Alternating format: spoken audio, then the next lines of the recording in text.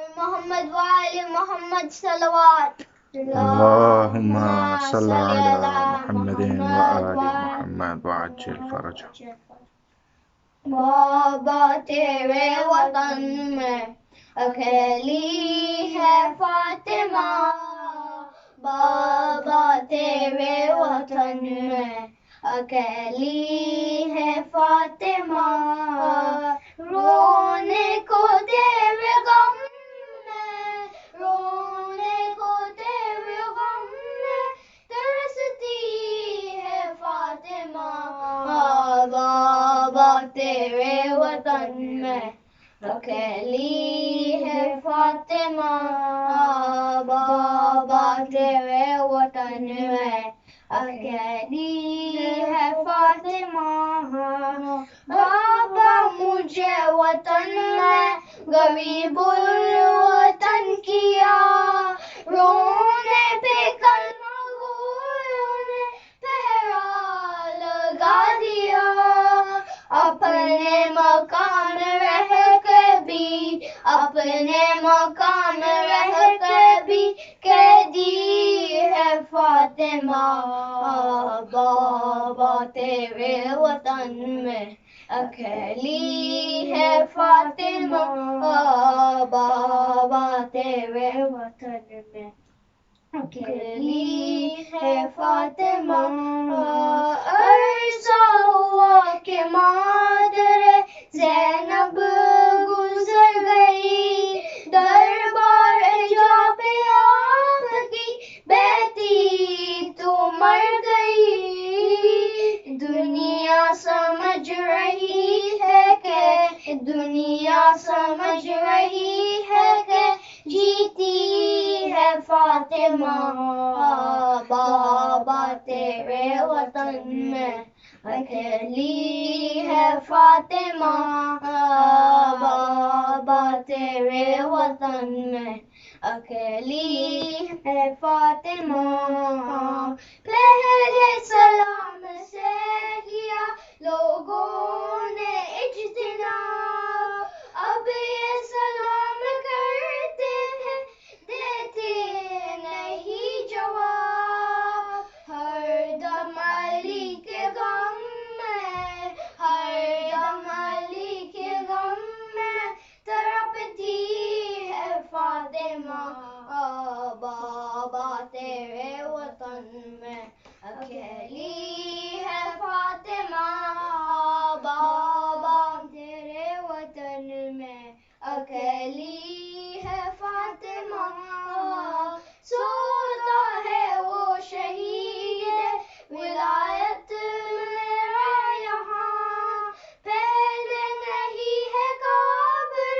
محسن کی بابا جان، کروٹ یہ سوچ کر نہیں، کروٹ یہ سوچ کر نہیں لیتی ہے فاطمہ، بابا تیرے وطن میں اکیلی ہے فاطمہ، بابا تیرے وطن میں اکیلی ہے فاطمہ، رونے کو تیرے غم میں، رونے کو تیرے غم میں ترستی ہے فاطمہ، بابا تیرے وطن میں اکیلی ہے فاطمہ، بابا تیرے وطن میں اکیلی ہے Fatima,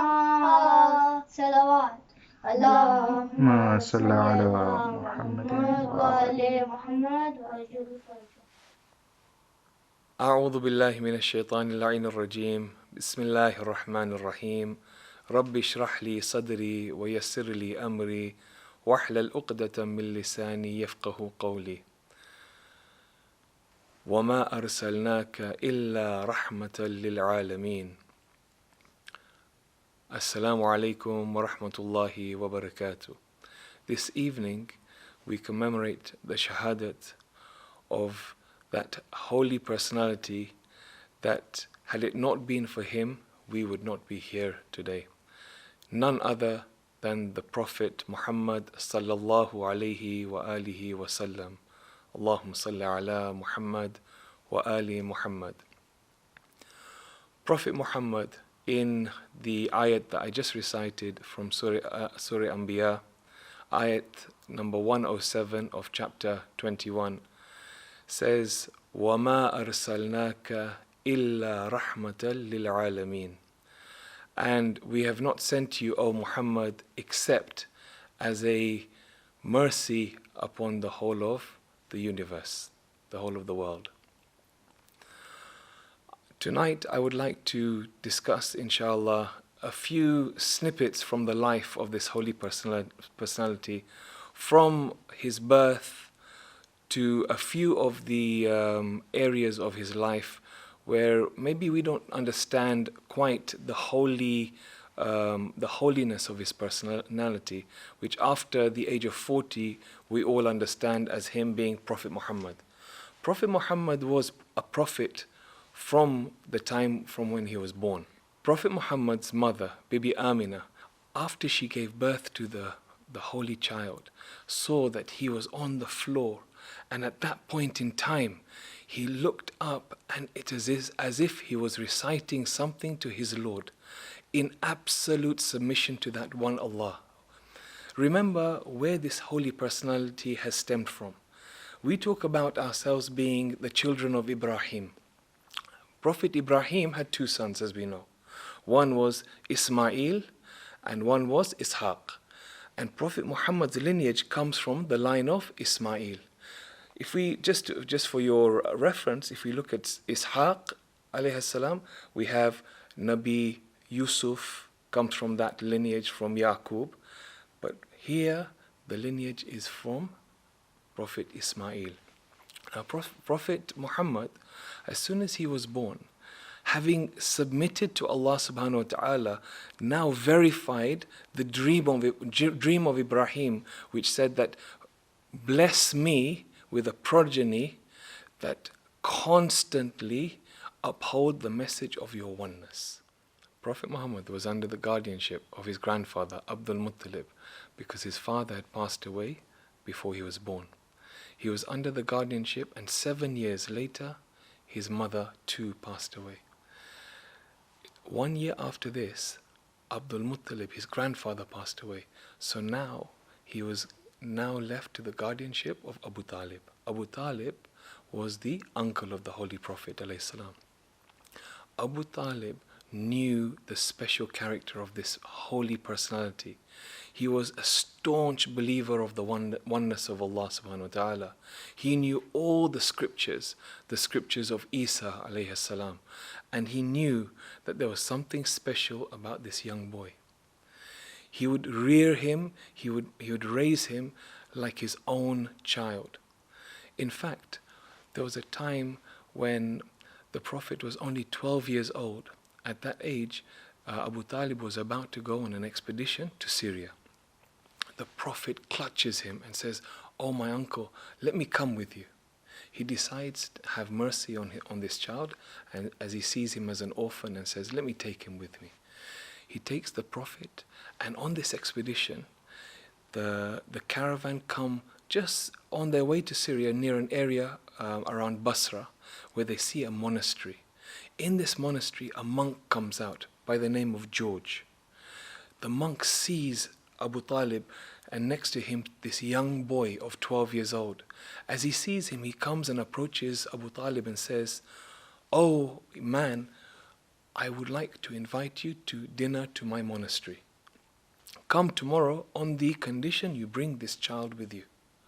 Abu Talib agrees. And the next day when he comes in the presence of the monk says, where is the child that was standing next to you?" He goes, "He's over there." As he looks over there, he says, "Bring him over here." As he brings him across, he starts having a conversation with this young Muhammad who is 12 years old. He says to Muhammad, "I swear by the Lord of Uzza." And Prophet Muhammad at this time, he hasn't declared his prophethood. He says, "I do not do not speak those words, for I do not believe in these idols, because Uzza and Lat were the idols that the Arabs at the time used to worship. He then said, let me see the mark between your two shoulders. The Prophet Muhammad shows him the mark. As soon as he sees the mark between the two shoulders, he turns around to Abu Talib and he says, if you do not know who this child is, and of course Abu Talib knew, he knew exactly the specialness of this child, then let me tell you, this is the prophet that our Isa, that Jesus was telling us about, that would come as a savior to mankind. And Abu Talib straight away said to him, how did you know this? He says, oh man, when you are walking with this young child, every time you passed the trees, I would see the trees bow down in prostration to this child. This is the specialness of this child. So Prophet Muhammad did not announce, he announced Islam at the age of 40 years after he was born. But he was a prophet with these special characteristics way before he was born, that Nabi of Allah. And this is very, very true when it comes to his presence within the Arab people. For as we know, there were two qualities that Prophet Muhammad had, which were that of as-sadiq and al-amin. As-sadiq being the most truthful, and al-amin, the most trustworthy. See, every time anyone left Arabia, Makkah, they would trust the Prophet with their jewels, with all of their valuables. And the Prophet was the only person that they could count on when it comes to this, because there were no banks to store things there. They had people like the Prophet Muhammad, Al-Amin, and As-Sadiq that they would trust. Now, when the time came when Allah subhanahu wa ta'ala, through the Archangel Jibreel, instructed Prophet Muhammad to come out openly with the message of Islam, there was a sudden resistance amongst the people. They could not believe what the Prophet was saying amongst their lands. Why? Because these Arabs, the Quraysh at the time, were so bent on two incredibly terrible things. One was, and this is obviously in line with the Abrahamic kind of thinking of monotheism, thinking about one God, believing in one Allah, that was idol worshipping. So there used to be times when everyone would crowd around the Kaaba, and there would be marketplaces and people would be selling idols around the Kaaba. It was a big trade, and then they would take these idols or these small statues to their homes and worship them. So this was something that was incredibly wrong that was happening in Arabia. The second incredibly wrong thing was that girls were being buried alive. What would happen is they would take their young girl who was born, so they're a toddler, take them to the Qabristan, to the graveyard. There would be a grave ready dug, and then they would put the girl inside the hole. The girl would not know anything. In fact, they would hold the hand of that child. And as they're playing with their child, they would be filling that grave with sand until the sand would reach their neck and then their mouth. And then the girl would think that their father is playing with them and not realize that after it gets to the nose, they would not be able to breathe. They would begin to suffocate. And then only their eyes would communicate with their father, thinking, "Oh, Father, what are you doing?" And their father would then cover the whole face, and the child was buried alive. This would be common practice in Arabia. And the Prophet, one of the first things he done was he said that these idols, there is no God except Allah subhanahu wa ta'ala, the supreme being on earth. And he denounced all of these idols when he came out with the message of Islam. And the second thing is that you should not be burying these girls. How can you do this? These were two of the things among the many things that were wrong in Arabia at the time. Now, as a result, he got resistance. And he had the the guardianship of his uncle Abu Talib, for they wanted to kill Muhammad because he came out with this. But they had to listen to him because of these two traits that he had embedded amongst the people of Arabia, which were as-Sadiq and al-Amin. They couldn't say Muhammad is a mad person or Muhammad is a liar, for he had fortified this trait from when he was a child, that he was the most truthful, he was the most trustworthy. They had jewels that they would have kept with him after he had announced Islam. They wouldn't be able to keep that with anyone else. But because there was a shake-up in what they had believed according to their forefathers, and they'd followed the footsteps of their forefathers by believing in these idols, they then said, this is not right, and we will persecute you. It was the protection of Abu Talib, his uncle, that prevented the Quraysh from killing Muhammad then and there. There was a time when Abu Talib came to Prophet Muhammad and said to him that, what is it that you want? The Arab chiefs are saying that they will give you anything. Do you want money? Do you want wealth? Do you want women? Do you want property? Do you want power? And the Prophet said the famous words, where if they were to give me the sun in my right hand and the moon in my left, which is the sun and the moon control the entire universe. If they give me all of the entire universe, even then I would never denounce my message, which is to believe in Allah and that Islam is the religion of Allah subhanahu wa ta'ala. When Abu Talib went and relayed this information to the chiefs, they said, that's it, if that's the case, then we will cause real trouble. There was intense persecution, whereby eventually the Muslims, the staunch believers who had seen the light in Muhammad, they were persecuted, and no one was allowed to trade with them, no one was allowed to sell food to them. They were cordoned off in Abu Talib's valley, which is called Sha'b al-Abu Talib.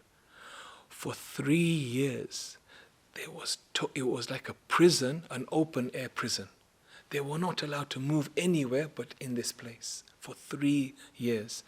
People would leave this area to go and try and buy food or try and get food, and then come and give that food to the people there. But they were so distressed. Why? They said that during the good times, the food that they would have is like 1 date for the entire day.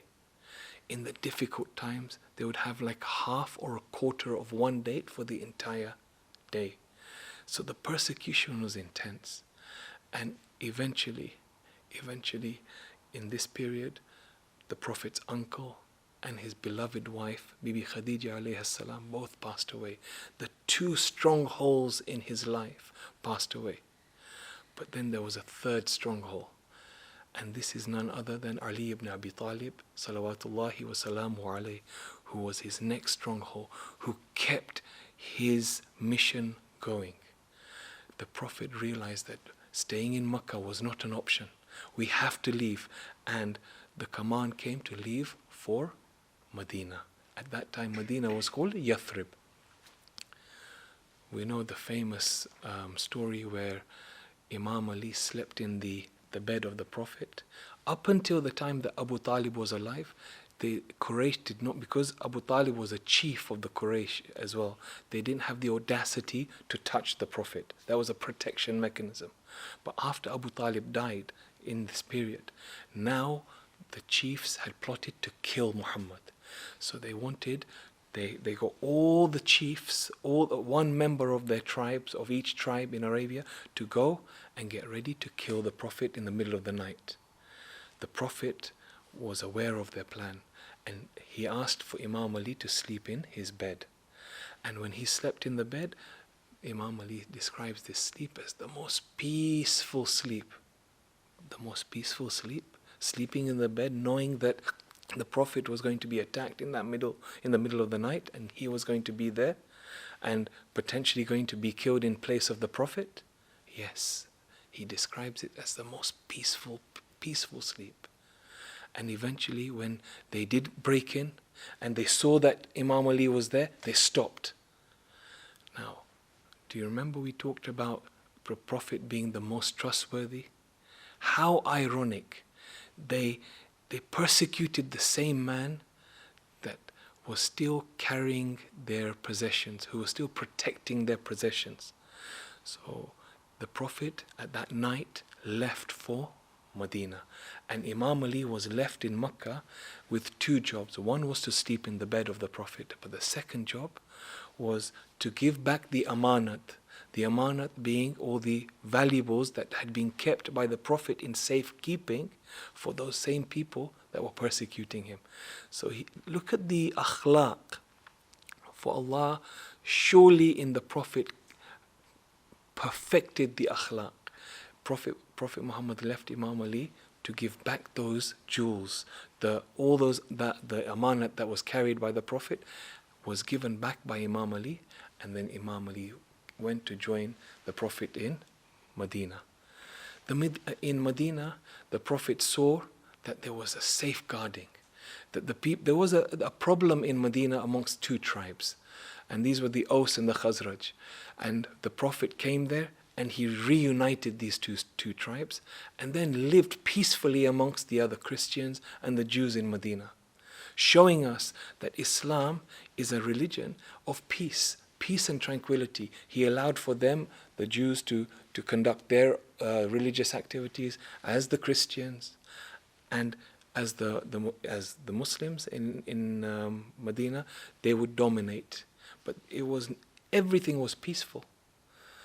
Once there was a companion that converted, and he came to the Prophet. He was a Jew that converted, and he said to the Prophet, "O Prophet, how should I act in front of my mother who is a Jew? She has not embraced the religion, and she is a little bit upset that I've embraced the religion." And the Prophet said to him that you have to be even better in your akhlaq as a Muslim in the house. You have to give her even more importance, even more respect. The man went home and he went back and he was extra good to his mother. His mother asked him, "Since you've become a Muslim, I've seen your whole personality change. You become something extremely special. Why is this?" He says, "Because my Prophet teaches me to have the utmost respect for my mother. For heaven lies under your feet, my dear mother." The mother was so intrigued, so impressed with this akhlaq, that she too said, "I want to join the religion of your Prophet, and I too will become a Muslim." This is the effect the Prophet had, all the way from the beginning up to this stage. Now, we talk about the persecution in Mecca, and his two beloved people dying, but eventually Islam became extremely strong in Medina, whereby now Islam had spread so fast and had so many loyal people that now it was a time to go back to Mecca. Now when they went back to Mecca, at that point, look at the akhlaq, look at that one trait the Prophet demonstrated when they went back.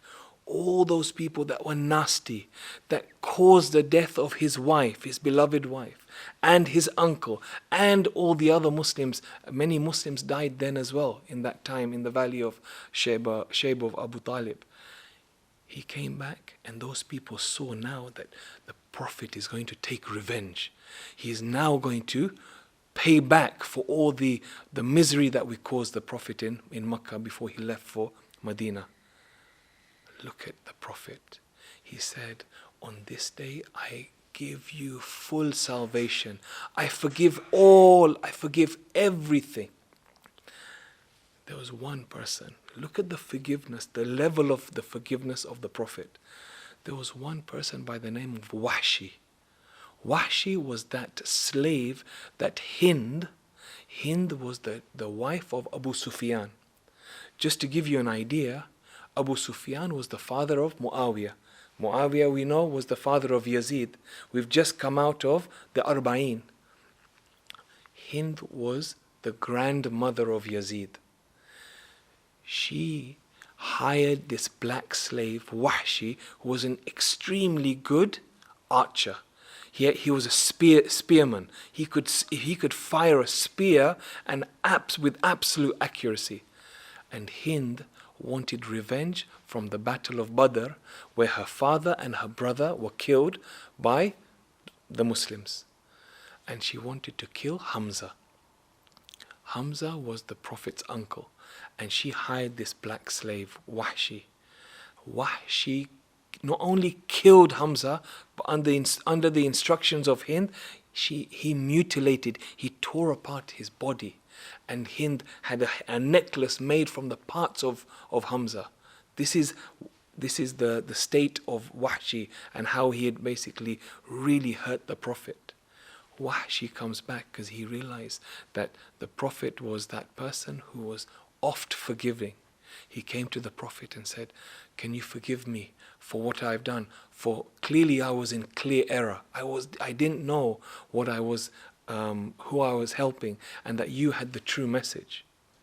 The Prophet straight away said, "I forgive you, Wahshi, but leave this area." This is the raham of the Prophet. Tonight, the 28th of Safar, marks the actual death anniversary of the Prophet.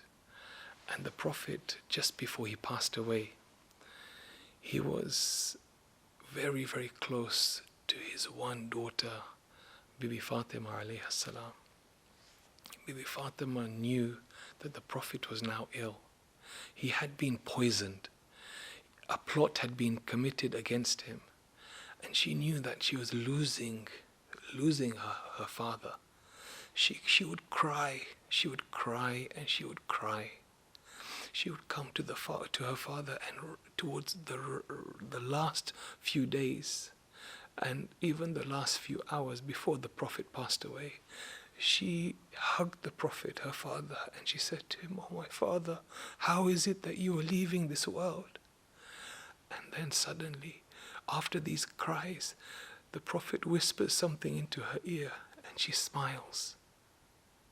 Later, we realize that the Prophet tells Bibi Fatima alayhi salam that yes, it is my time to leave this world into the next world of Barzakh. But oh Fatima, rest assured that you are the next closest person that's going to come and meet me. What was the Prophet telling Bibi Fatima alayhi salam? That Fatima too would be leaving this world very, very shortly. ألا لعنة الله على القوم الظالمين فسيعلم الذين ظلموا أي منقلب ينقلبون إنا لله وإنا إليه راجعون. We pray to Allah subhanahu wa ta'ala that we, through the two traits of as-sadiq and al-amin, we uphold the message of the Prophet, insha'Allah, and we meet him and Bibi Fatima alayhi salam in Barzakh, insha'Allah. Wassalamu alaikum wa rahmatullahi wa barakatuh.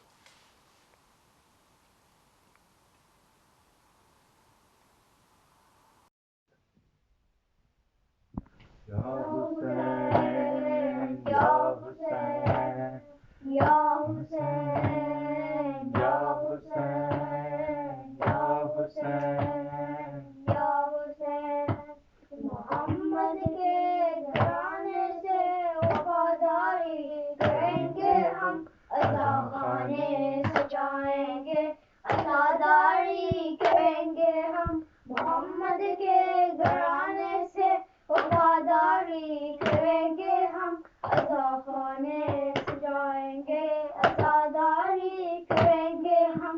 शरफ हमने निभाया है, दुआए फातिमा है हम, जब तक जान बाकी है करेंगे शाह का मातम, जब तक जान बाकी है करेंगे शाह का मातम। जनाबे सैयदा से यूं निमखबारी करेंगे हम, अज़ा खाने सजाएंगे, अज़ादारी करेंगे हम। मोहम्मद के घराने से वफादारी करेंगे हम, अज़ा खाने सजाएंगे, अज़ादारी करेंगे हम। बिछा कर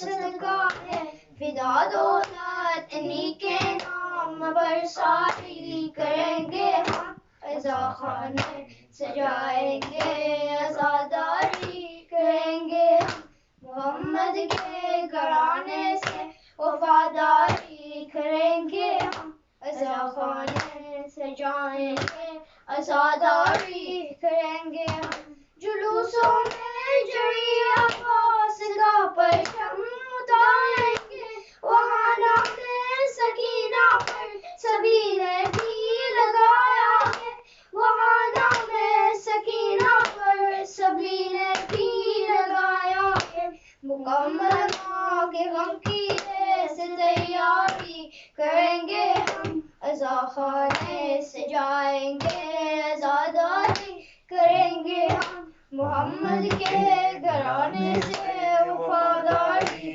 کریں گے ہم عزا خانے سجائیں گے عزاداری کریں گے ہم یہ غم تو ہر صدا ہے ہم صدا ورثے میں پایا ہے ہمیں عباس نوحہ نے نوری میں سنایا ہے ہمیں عباس نوحہ نے نوری میں سنایا ہے یہ ورثہ اپنی نسلوں میں یوں ہی جاری کریں گے ہم عزا خانے سجائیں گے عزاداری کریں گے ہم محمد کے گھرانے سے وفاداری کریں گے ہم عزا خانے سجائیں گے عزاداری کریں گے ہم شرف ہم نے یہ پایا ہے دعائے فاطمہ ہے ہم تو جب تک جان باقی ہے کریں گے شاہ کا